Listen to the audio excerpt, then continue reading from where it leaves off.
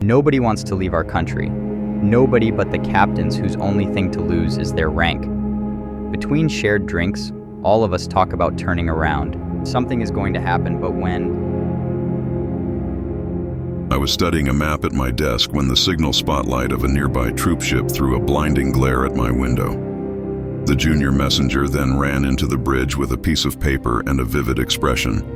"Portare is leaving the group," he shouted. Between us and the lander speculator, we have 500 men. If the Naiad commits to our landing, we have their complement of 48 men and makeshift artillery. We could easily overrun Whitemouth. The Naiad will join Portare and Speculator. We will beach and provide firing support, committing our Marines to the landing. Without the support of flag officers, who knows how long we can hold. My buddy tapped my shoulder and yelled, "Look, one of our destroyers is leaving." I watched as the vessel faded out into the fog. Our signal light spoke violently as they tried to reach the stray.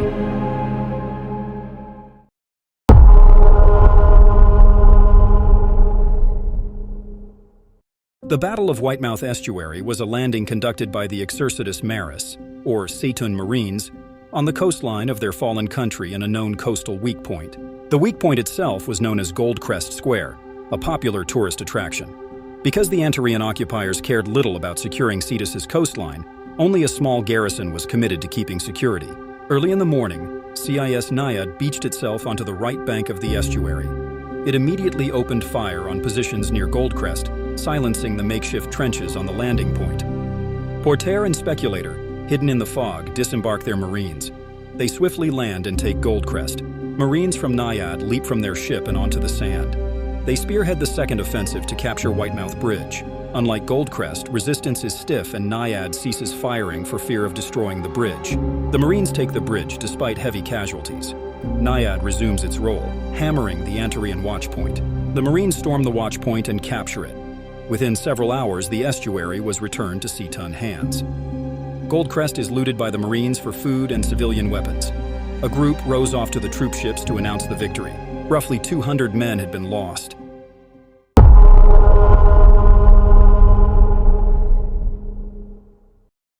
Organizing our forces to defend this point is proving difficult.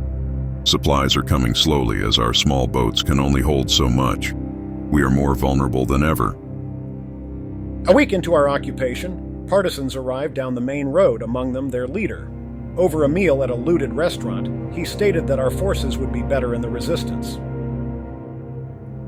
We learned we were not the only force to land. They are gone, however, and these partisans reason we are next. We cannot leave.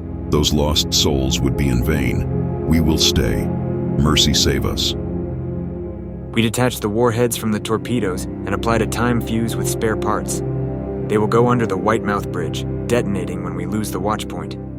2 weeks into Marine occupation, Antarian forces attack from the north using tanks and infantry. Naiad opens fire, but the tanks land accurate blows against the guns. Naiad ceases firing. The watchpoint falls and Whitemouth Bridge is destroyed by the torpedo demolition charges.